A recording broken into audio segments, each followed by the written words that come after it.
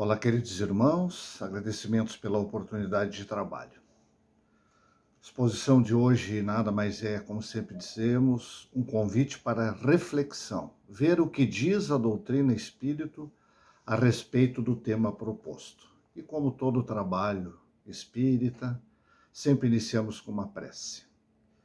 Cerremos os olhos, vamos em pensamento ao nosso querido Luzes, nos acomodamos confortavelmente e passamos a usufruir do ambiente carinhosamente preparado pela espiritualidade. Nesse período que precede a regeneração, somos convidados ao trabalho e a uma modificação de nossas disposições morais. Ela se opera em todos quantos estão predispostos, desde que seja subtraída à influência perniciosa do mundo. Vemos Jesus nos chamando suavemente e pedimos as bênçãos da saúde para melhor servir. Iniciemos então o nosso encontro de hoje com muita paz. Lembrando sempre, quem nós somos, espíritos imperfeitos num planeta de provas e expiações. E o tema proposto para hoje é a lei do trabalho. É um assunto bastante simples, mas que traz profundas reflexões. Estava, enquanto estudava, analisando, lembrando do trabalho, assim, fazendo uma breve retrospectiva, O que era o trabalho na época de nossos pais, o que era o trabalho na nossa época, o que foi o trabalho na época dos nossos filhos, hoje que já são adultos, e projetando, assim, o que é o trabalho atualmente, a gente conversando com os netos. É uma coisa que é muito acelerado o progresso e realmente requer estudo e reflexão.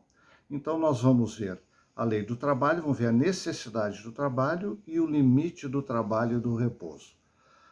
Como eu sempre procuro ressaltar esse assunto, quando a casa está aberta, as casas espíritas estão abertas, tem os grupos de estudos, nós estudamos esse assunto nesse tombo 2 aqui, Estudo sistematizado da doutrina espírita, tomo 2, onde nós encontramos as leis morais. Trabalho, nós vamos ver, está citado em todas as obras. Nós vamos no Velho Testamento, nós vamos encontrar em Gênesis, Salmos, nos Provérbios 6, 6, 11, vai falar das formigas. Lá encontramos a citação do trabalho. No Novo Testamento tem uma citação que é bastante usada, João 5,17. Meu pai trabalha até agora e eu também. É sobre uma historinha que Jesus, no sábado, curou um paralítico. E ele foi questionado, então, desse trabalho no sábado. Nós sempre nos baseamos no nosso trabalho nas obras básicas e as obras complementares. E nesse capítulo, então, das leis morais, lei do trabalho, Kardec indagou as entidades que administram os destinos da Terra das questões 674 a 685. Então, sugiro, quem desejar complementar, nós vamos dar uma rápida passagem, sugiro a leitura dessas 12 questões, 12 perguntas e respostas.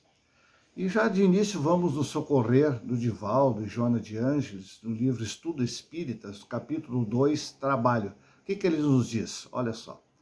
O trabalho é lei da natureza, mediante o qual o homem forja o próprio progresso, desenvolvendo as possibilidades do meio ambiente em que se situa, ampliando os recursos de preservação da vida, por meio de necessidades de comer e beber, defender-se dos excessos climatérios, até os processos de garantia e preservação da espécie.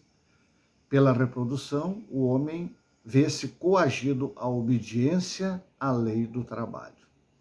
E a primeira pergunta, questão 674, diz assim: a necessidade do trabalho é lei da natureza? Que diz os espíritos? O trabalho é lei da natureza, por isso mesmo que constitui uma necessidade e a civilização obriga o homem a trabalhar mais, porque ele aumenta as necessidades e os gozos. Olha que interessante aqui, Então, olha que diz assim, nós somos obrigados a trabalhar, claro, para satisfazer as nossas necessidades. Mas nós trabalhamos mais, olha o que estão dizendo os espíritos, que nós estamos trabalhando mais porque nós aumentamos as necessidades e os gozos, que é uma pura realidade.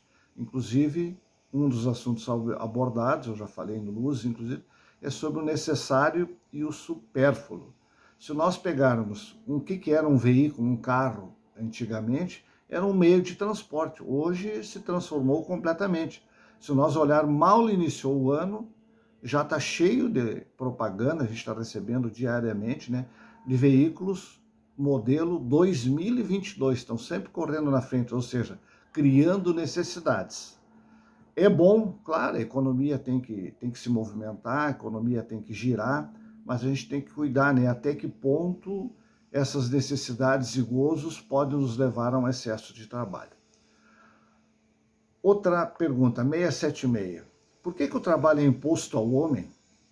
O trabalho se impõe ao ser humano como uma necessidade, porque é um meio de aperfeiçoamento da sua inteligência. Ó, já começou a ampliar um pouquinho mais a coisa. Sem o trabalho, o homem permaneceria sempre na infância quanto à inteligência. Por isso é que seu alimento, sua segurança e seu bem-estar dependem do seu trabalho e da sua atividade. Ao extremamente fraco do corpo, outorgou Deus a inteligência, em compensação, mas é sempre um trabalho. E, além da inteligência, também aquele mais fraco, que não pode trabalhar por um problema ou outro, bastante comum nos dias de hoje, né, é quando nós temos oportunidade de exercer a verdadeira caridade. No livro Voltei, do Espírito Jacó e Chico, psicografia do Chico, olha o que ele fala do retorno à tarefa. O trabalho, entendido como lei da natureza, é das maiores bênçãos de Deus no campo das horas. Em suas dádivas de realização para o bem, olha só, o triste se reconforta, o ignorante aprende, o doente se refaz, o criminoso se regenera. Então nós sabemos, olha só a força do trabalho juntamente com a oração, né? A importância, aí que nós crescemos. Só pegando o último ali, ó, o criminoso se regenera. É um dos grandes problemas hoje da sociedade, o pessoal que cumpre pena. A minoria trabalha, né? Então nós só poderemos recuperar esses irmãos a hora que dermos condições dignas do cumprimento da pena, em relação ao crime que ocorreu, mas principalmente com a oportunidade de trabalho. É pelo trabalho que ele irá se regenerar. Nos socorremos também a outra obra complementar, Reportagem do Além-Túmulo, Humberto de Campos e Chico. O que diz que o trabalho? É o guia na descoberta de nossas possibilidades divinas, no processo evolutivo do aperfeiçoamento universal. Nele a alma edifica a própria casa, cria valores para a ascensão sublime. Ou seja, essa elevação espiritual, essa elevação moral, nós conseguiremos através do trabalho. A 677. O trabalho do homem visa duplo fim. 1. A conservação do corpo. Fome, frio, necessidades materiais. E 2. O desenvolvimento da faculdade de pensar, que é também uma necessidade e o eleva acima de si mesmo, como falamos. Vamos nos socorrer agora do Martins Peralva, estudando o Evangelho, capítulo 3, olha o que ele fala da renovação. O trabalho em tese para o ser em processo de evolução, nosso caso, configura-se sobre 3 aspectos principais: material, espiritual e moral. Vamos ao primeiro, então, o material. Através do trabalho material, propriamente dito, dignifica-se o homem no cumprimento dos seus deveres para consigo mesmo, para com a família que Deus lhe confiou, para com a sociedade de que participa. Então aqui, basicamente, é no campo profissional, né? É necessário, é fundamental ter o trabalho. O único cuidado aqui, né, é que ao realizar esse trabalho, nós temos que ter cuidado para não explorar os nossos irmãos. O 2, o espiritual. Pelo trabalho espiritual, olha só, exerce a fraternidade com o próximo e aperfeiçoa-se no conhecimento transcendente da alma imortal. Então, amar a Deus sobre todas as coisas e ao próximo como a si mesmo. Aí nós vamos exercer a fraternidade, né? Porque nós sabemos, para chegar a Deus, para cumprir os mandamentos divinos, nós não fazemos diretos a Deus. Nós fizemos sempre em relação ao nosso próximo. E no campo da atividade moral, então, o trabalho moral lutará simultaneamente por adquirir qualidades elevadas ou, se for o caso, por sublimar aquelas com que já se sente aquinhoado. Ou seja, né, elas não ocorrem assim, a material, a espiritual e a moral. Elas é um combo. Ocorrem todas juntas. E à medida que nós vamos realizando o nosso trabalho material sem exploração, praticando a fraternidade, as nossas qualidades vão aflorar, vão despertar, vão ficar mais elevadas. E à medida que nós vamos trabalhando esses sentimentos, essas qualidades, nós vamos nos melhorando e vamos progredindo, que é necessário para a nossa evolução. E essa é uma perguntinha, essas relações de trabalho podem causar conflitos sociais? É uma realidade que nós temos. Por quê? Os conflitos sociais não resolvidos ou incorretamente administrados podem gerar uma situação de pobreza generalizada e todas as suas consequências calamitosas. É o que nós estamos vendo. Os espíritas sabemos que as desigualdades sociais existentes no planeta estão vinculadas a 2 pontos fundamentais. 1, a manifestação da lei de causa e efeito.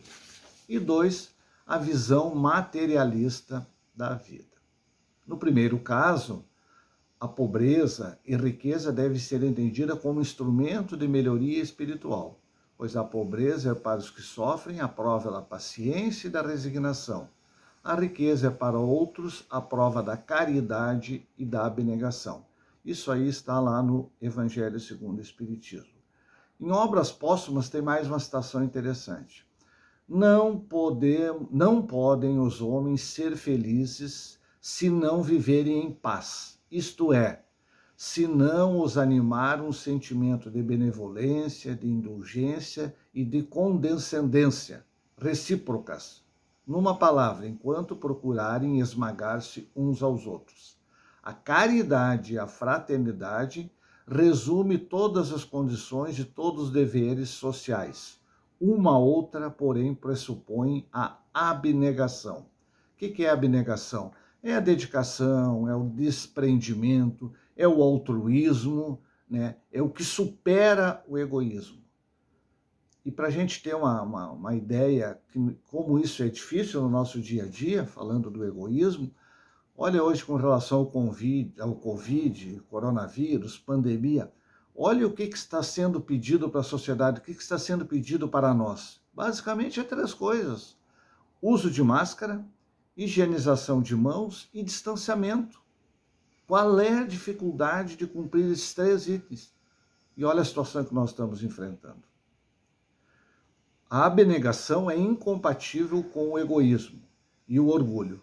Logo, com esses vícios, não é possível a verdadeira fraternidade, nem por conseguinte, igualdade, nem liberdade, dado que o egoísta e o orgulhoso querem tudo para si. E com relação ao orgulho, egoísmo, esses conflitos sociais, nós estamos acompanhando aí, primeiramente, a situação da Venezuela, sem viés político, nada, apenas a situação da realidade do povo. E agora, mais recentemente, acompanhando as notícias da situação que está indo um país rico, com educação forte, que é a Argentina. Então, é realmente muito complicado.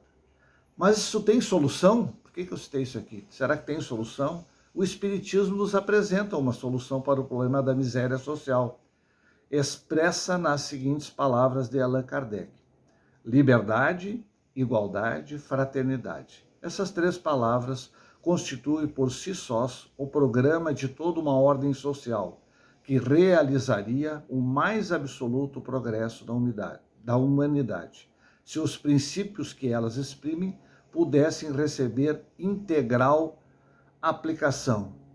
E por que isso não acontece, mas nós sabemos vai acontecer? Vamos nos socorrer aqui do Chico, pelo Espírito André Luiz, no livrinho Mensageiros, tem uma citação muito boa aqui que eu vou destacar. É no capítulo 28, Vida Social. Então, estão fazendo uma descrição como é que é a vida social na espiritualidade e os trabalhos que estão fazendo. E o irmão Bacelar diz assim, vai dizendo, orientando o grupo, entre eles o André. A cooperação é outro problema. A maioria dos irmãos que se dispõem ao serviço parte daqui, quer dizer, os irmãos, nós quando estávamos lá, como é que nós chegamos aqui? Parte daqui prometendo, mas gosta de viver descansada no planeta. E vai mais adiante. O Bacelar diz assim, fez uma pausa e tornou, dizendo como é que isso acontece, né? Esse descansado no planeta. É o desculpismo. Nesse terreno de assistência espiritual verão um dia quantos pretextos são inventados pelas criaturas terrestres, nós, por fugir ao testemunho da verdade divina, nas tarefas que lhes são próprias, no trabalho que lhe é próprio. Os mordomos da responsabilidade alegam excesso de deveres.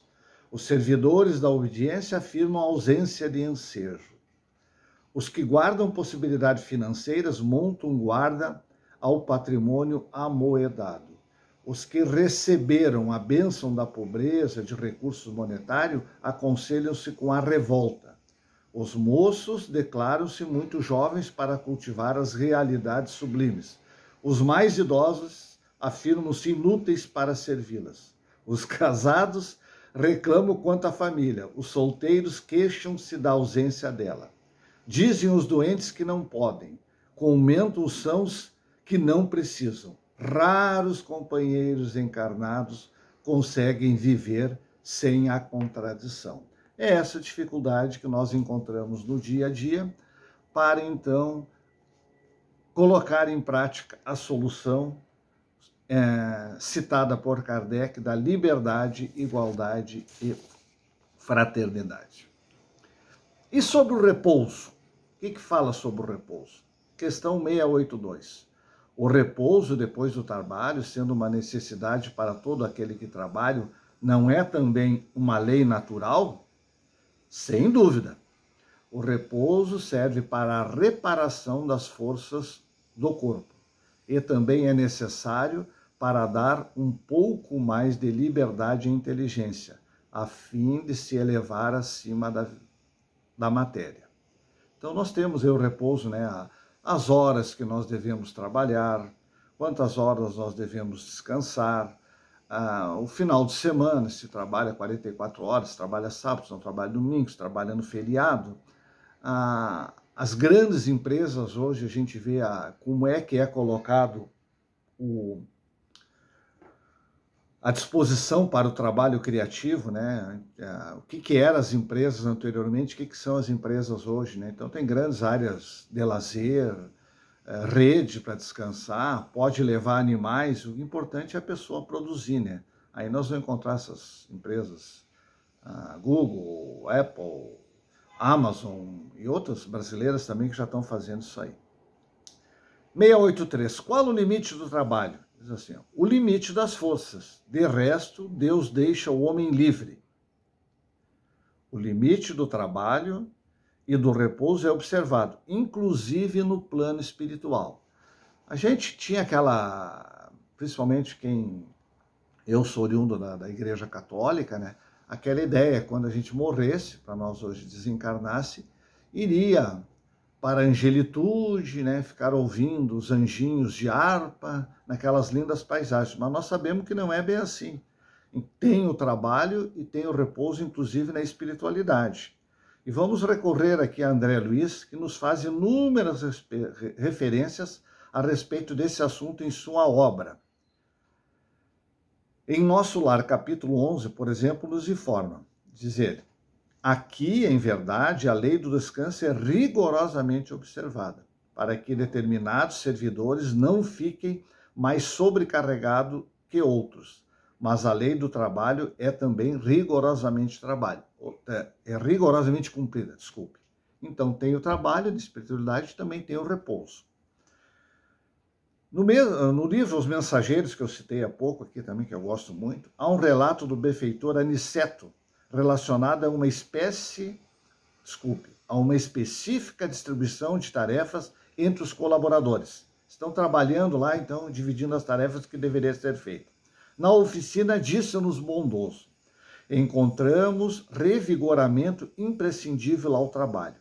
Recebemos esforço de energia, alimentando-nos convenientemente para prosseguir no esforço. Mas convenhamos que, para muito de nós, a noite representou uma série de atividades longas e exaustivas. Necessitamos de algum descanso. Mesmo na espiritualidade, trabalhando, então, viram ali que necessita de descanso. Isso aí está no capítulo 40, Rumo ao Campo. E cita aqui a noite porque enquanto o corpo descansa, né, existe o fenômeno da emancipação da alma, aí a espiritualidade pode trabalhar, o nosso espírito pode retornar à espiritualidade para receber instruções, estudos, acompanhamentos, tudo aquilo necessário para o nosso aperfeiçoamento. 678. Nos mundos mais aperfeiçoados, os homens se acham submetidos à mesma necessidade do trabalho? Quer dizer, à medida que se elevam, tem que continuar a trabalhar? A natureza do trabalho é relativa à natureza das necessidades. Quanto menos as necessidades são materiais, menos o trabalho é material. Mas não creais com isso que o homem fique inativo e inútil. A ociosidade seria um suplício em um lugar de um benefício. Então, nós sabemos assim. Nós temos que trabalhar aqui, nessa encarnação, como trabalhamos em outras, ou se pulamos em outras. Por quê? Porque na espiritualidade, essa lei é uma lei da natureza, é uma lei divina, vai continuar, e nós devemos trabalhar. E a gente sabe que quanto mais trabalha, mais acostumado vai ficando, mais se desenvolve e melhor fica. E para finalizar sobre o trabalho, então, especificamente, vou falar um pouquinho do trabalho voluntário, né? Troca nem permuta de remuneração. Ele se modifica crescendo no sentido moral e espiritual. Cito como exemplo aí, né, o trabalho voluntário que é desenvolvido aí no Luzes, junto às ilhas. Um trabalho maravilhoso. Eu vou acompanhando aí pelas redes sociais. Através da autodoação, consegue superar-se, revelando instrumento da misericórdia divina na construção da felicidade para todos nós. Ou seja, a verdadeira felicidade. Quando nós fizemos esse trabalho de doação, de abnegação, de coração, realmente nós nos sentimos felizes. Por quê? Porque nós fomos criados para isso. E para dar encaminhamento ao encerramento, fazer as palavras finais, eu vou recorrer aqui ao Haroldo Dutra Dias, no livro Despertar, nossos desafios na transição planetária. Esse livrinho aqui, certo? Que ele diz assim, o que vai acontecer quando nós cumprirmos as leis naturais, as leis divinas, né? No último capítulo diz assim, ó, quem são os trabalhadores da última hora? Ele diz assim, ó, e os povos vão se dar as mãos para limpar os destroços, as ruínas, e construir um novo mundo, em que o progresso civilizatório ande de mãos dadas com o progresso moral. Nesse dia, todos seremos irmãos. Teremos educação, cultura, arte. Todos seremos religiosos bondosos, amorosos, felizes, alegres, sem excesso. Nós nos amaremos. Teremos relacionamentos profundos, respeitosos, intensos. Jamais levantaremos a mão para ferir alguém. Jamais prejudicaremos os nossos semelhantes. Neste dia, o Cristo vai dar uma festa. A festa espiritual da regeneração da Terra. E olha o mais importante, ele está recrutando. Ainda há tempo de entrar nas filas e ajudar o projeto. Ainda há tempo de trabalhar, ele está dizendo. Você não precisa fazer nada de mágico. Basta fazer o que nasceu para fazer. Mas faça. Olha só que bonito. E o Divaldo, quando estavam conversando com o Divaldo sobre o seu trabalho, visto que o Divaldo está com 93 anos e continua trabalhando muito, olha o que ele disse. Muitos hoje dizem, descanse, mas eu não posso, porque Jesus até hoje trabalha e se eu descanso, vou para a inutilidade.